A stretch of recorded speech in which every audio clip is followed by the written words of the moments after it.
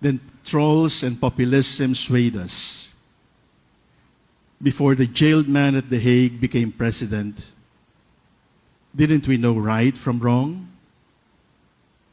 We knew that killing was sin.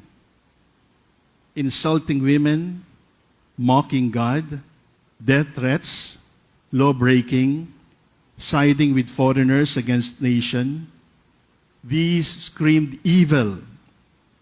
Yet, we justified addict murders, vulgar jokes, blasphemy was tolerable, due process disposable, island build-up by China as necessary to prevent war. What happened?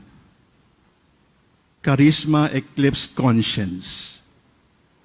This was not EDSA.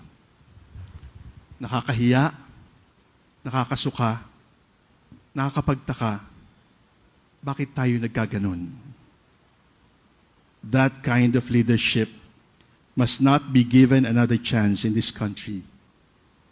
For the most trusted source of news and information, visit our website at www.bomboradio.com. Follow us on Bombo Radio mobile app, Facebook, YouTube, TikTok, and X, formerly Twitter.